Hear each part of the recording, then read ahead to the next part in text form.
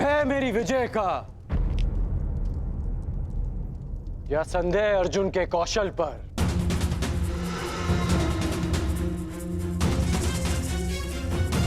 या अविश्वास आचार्य द्रोण की शिक्षा पर? सावधान कर। मेरे गुरु के अपमान का दुस्साहस मत करना। आज्ञा दीजिए पितामह। आज संसार देखेगा आचार्य द्रोण द्वारा रचित अर्जुन नामक तट से टकराकर कर्ण नाम की लहर कैसे टूटती है, किस प्रकार मेरे मेघ कर्ण की चुनौती के सूर्य को अस्त करते हैं। कर्ण ने हस्तिनापुर की न्याय और नीति पर प्रश्न उठाया है। आज इन्हें विश्वास हो जाएगा कि हस्तिनापुर में अब भी न्याय और नीति का शासन है।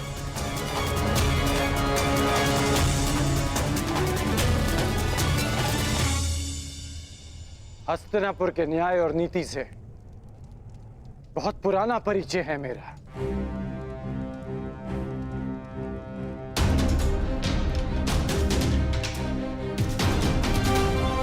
परंतु मैं तुम्हारे कौशल का परिचय जानना चाहता हूं।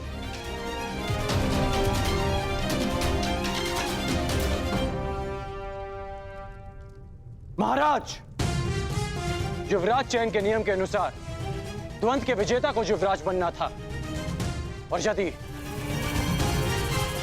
प्रतिनिधित्व के बल पर युवराज चयन होता है तो कुमार दुर्योधन को भी उचित प्रतिनिधित्व मिलना चाहिए, जो उन्हें नहीं मिला महाराज।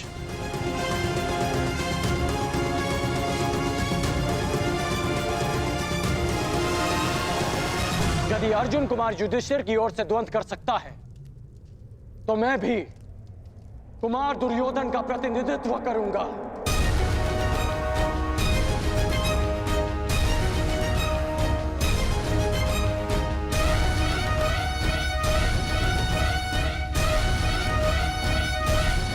और इस स्थिति में भी अर्जुन और मेरे मध्य द्वंद्व शेष है।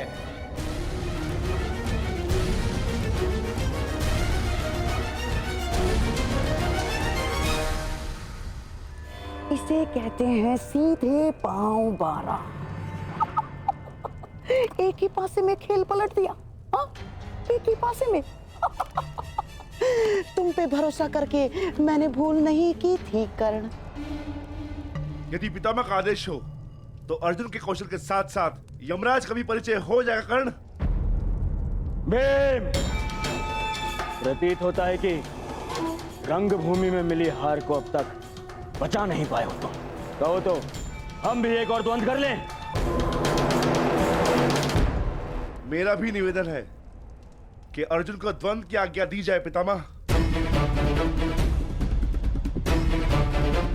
वाह, क्या कहा?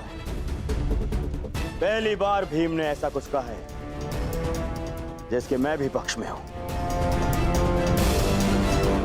क्यों भ्राता युधिष्ठिर, क्या मत है आपका? द्वंद्व के बुलावे से अर्जुन पीछे नहीं हटेगा, हमें भी स्वीकार है। स्वीकार है।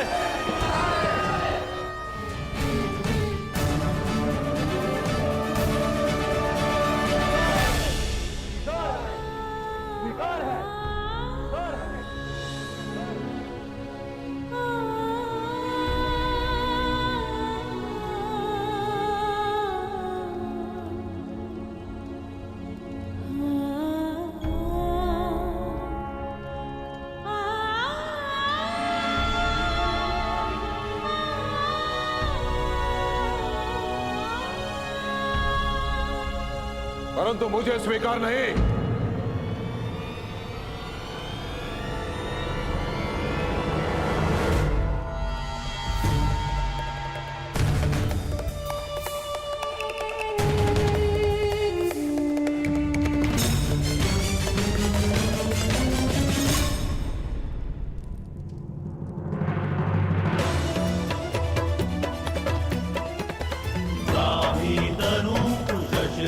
धनु शिष्योत्तम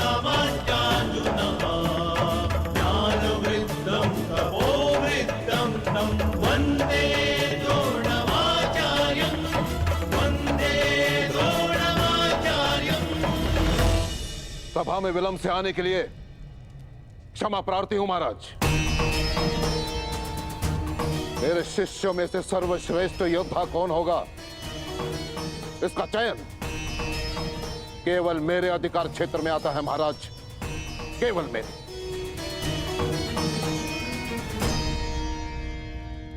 आपका तात्पर्य क्या है आचार्य? वही जो अंगराज कर्ण का है।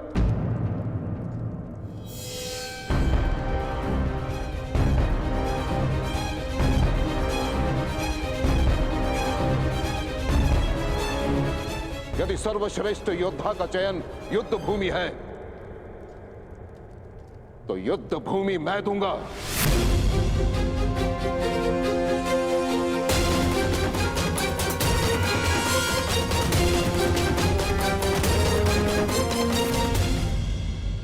वैसे भी नियति कहती है महाराज कि गुरु दक्षिणा दिए बिना कोई भी शिक्षा पूरी नहीं मानी जाती। मुझे गुरु दक्षिणा चाहिए, वो भी राजकुमारों से। और जो शिष्य मुझे मेरी गुरु दक्षिणा प्रदान करेगा वो हस्तिनापुर का युवराज होगा।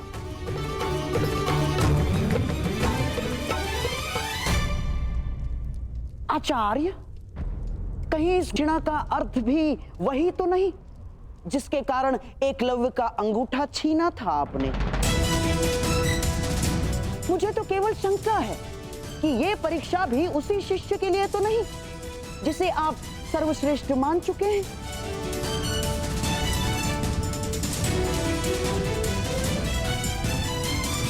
कहिए आचार्य, क्या चाहिए आपको गुरु दक्षिणा में?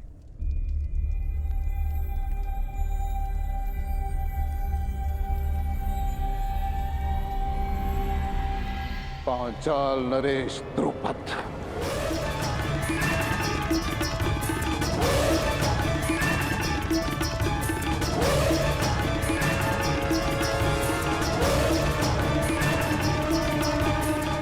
मुझे गुरु दक्षिणा में पांचाल नरेश द्रुपद चाहिए महाराज। तो मेरा जो शिष्य द्रुपद को परास्त करके बंदी बनाकर मेरे समक्ष लेकर आएगा वही विजेता होगा और वही हस्तिनापुर का युवराज।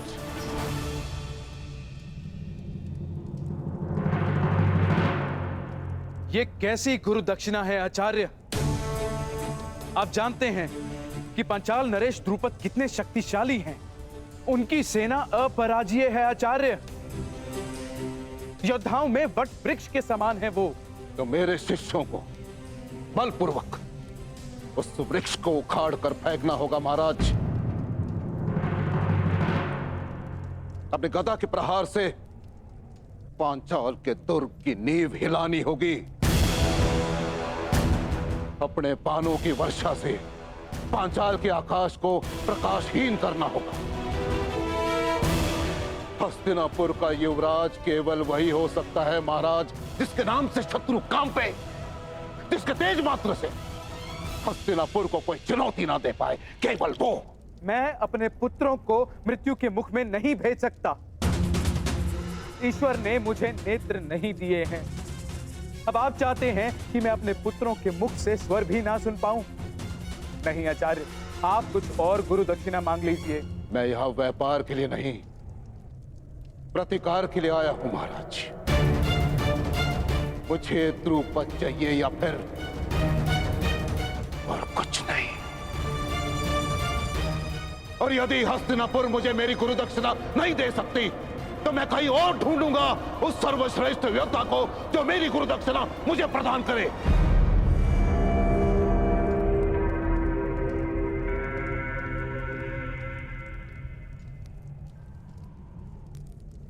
ठीक है आचार्य, हस्तिनापुर की सेना आपके लिए द्रुपद को लेकर आएगी।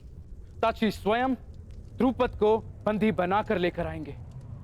नहीं महाराज, मैं महामहिम का गुरु नहीं हूं। मैं गुरु राजकुमारों का गुरु हूं।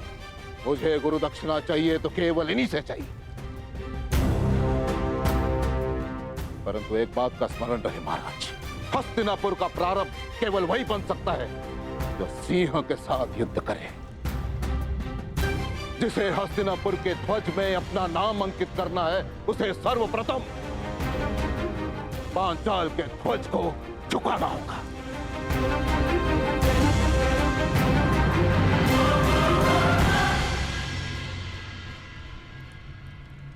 नौकार तलवार बनाता है महाराज, परंतु अपने स्वामी को देने से पूर्व उसकी धार को परखता है। परंतु मैंने उस धार को परखे बिना वो तलवार आपको सौंप दी, परंतु अब परख होगी महाराज। मैं देखना चाहता हूं कि मैंने शूरवीर योद्धा तैयार किए कि हस्तिनापुर में केवल अपना समय नष्ट किया है। क्या तुम 105 में से कोई है जो अपने गुरु के ऋण को चुका सके?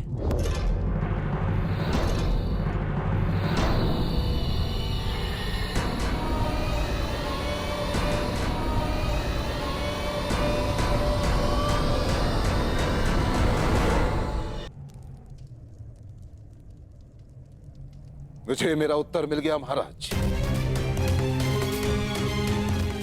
आज अपने ही परीक्षा में असफल रहा। आप अपना युवराज चुनने के लिए स्वतंत्र हैं और मैं अपने सर्वश्रेष्ठ शिष्य को ढूंढने जा रहा हूं।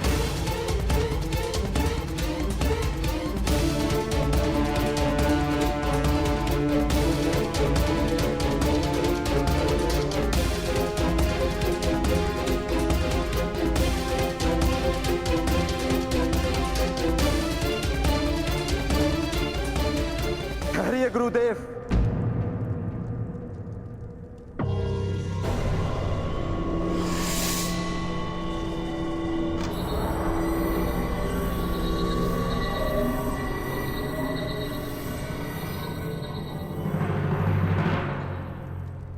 विलंब से उत्तर देने के लिए क्षमा चाहता हूं। मैं सोचने लग गया था कि वर्षों के महान परिश्रम के बदले मेरे गुरु बस इतनी सी गुरु दक्षिणा मांग रहे हैं।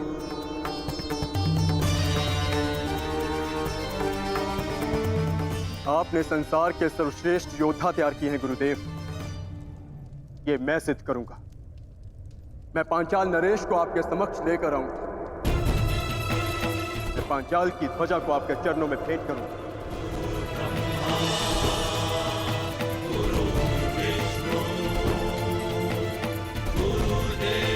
गुरु का स्थान ईश्वर से भी ऊंचा, इसीलिए शिष्य का कर्तव्य है कि गुरु की आज्ञा का प्राण देकर भी पालन करे। हमारे गुरु की कामना अधूरी रह जाए, यह हमारी गुरु दक्षिणा, यह हम कभी स्वीकार नहीं करेंगे। आपको आपकी गुरु दक्षिणा अवश्य मिलेगी गुरुदेव। हम पांचों कल ही पांचाल की ओर प्रस्थान करेंगे।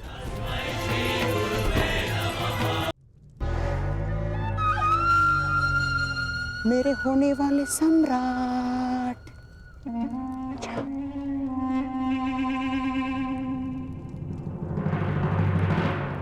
हम भी जाएंगे।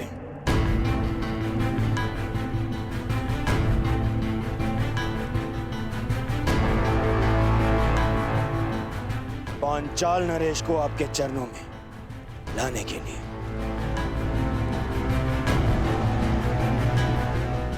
और अब युवराज का चुनाव गुरु दक्षिणा ग्रहण के पश्चात ही होगा।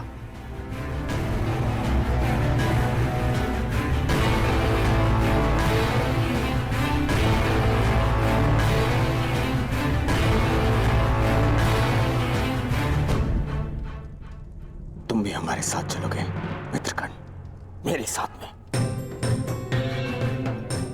मैंने जीवन भर आपका साथ देने का प्रण लिया है कुमार। मैं अवश्य आपके साथ चलूंगा। कुमार दुर्योधन, यदि एक सूतपुत्र अपनी योग्यता सिद्ध करने के लिए एक राजकुमार से सहायता मांगे तो वो उचित है, परंतु एक राजकुमार युवराज बनने के लिए एक सूत पुत्र से सहायता ले वो उचित नहीं है। जो युवराज बनने के योग्य ही नहीं। मैं केवल एक बार मां महिम से कहता तो संपूर्ण पांचाल राज मेरे चरणों में होता, परंतु मैंने ऐसा किया नहीं।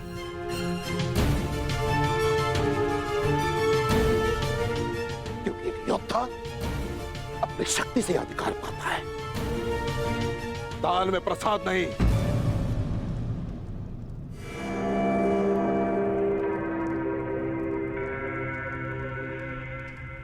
जितने शिष्य अपने ज्ञान की शक्ति प्रदान की है वो आने वाले कल के सम्राट की दाहिनी भुजा बनने वाले हैं।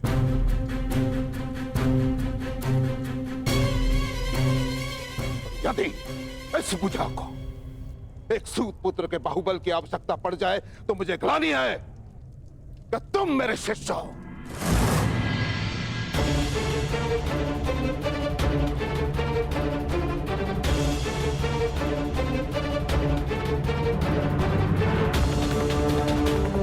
अंगराज कर्ण,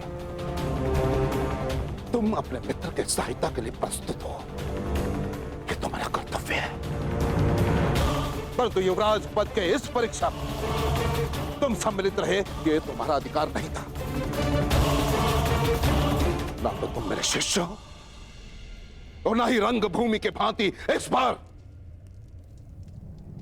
मैंने किसी योद्धा को ललकारा है।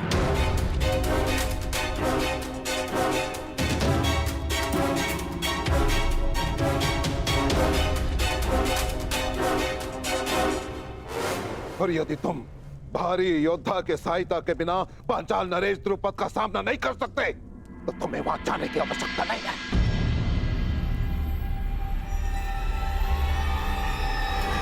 आचार्य,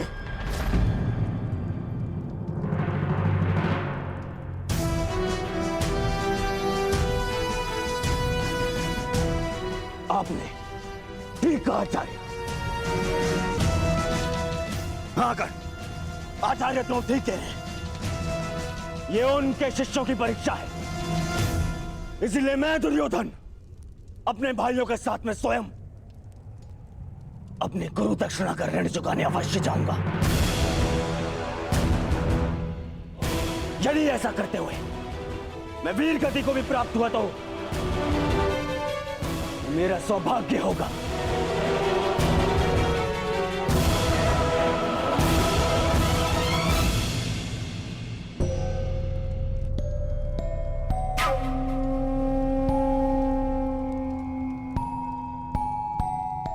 परंतु यदि ऐसा हुआ तो मेरी आत्मा पर एक उत्तरदायित्व का भार शेष रह जाए।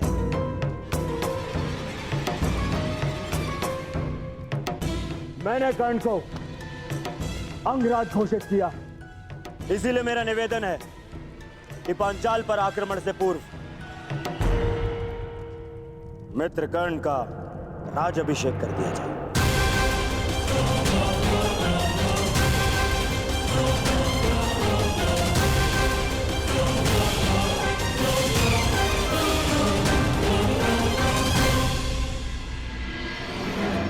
पितामह, अंग देश पर आपने विजय प्राप्त की, उस पर आपका नियंत्रण है, इसलिए मैं आपसे निवेदन करूंगा, हमारे रायण से पूर्व आप स्वयं कर्ण का राज्याभिषेक करें।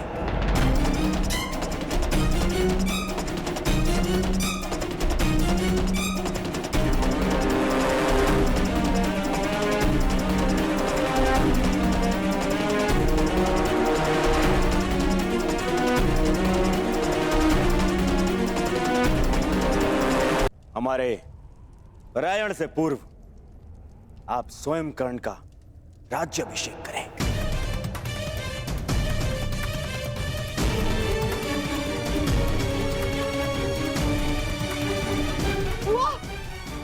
महाराज, पुत्र दुर्योधन का विचार प्रशंसनीय है।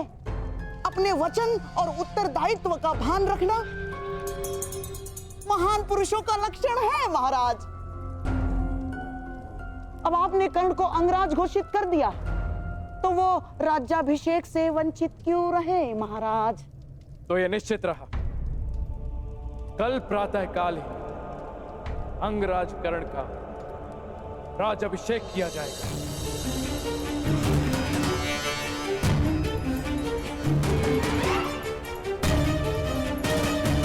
उसके पश्चात ही सभी गुरुपुत्र आचार्य द्रोण को गुरु दक्षिणा देने के लिए पांचाल की ओर प्रस्थान करेंगे।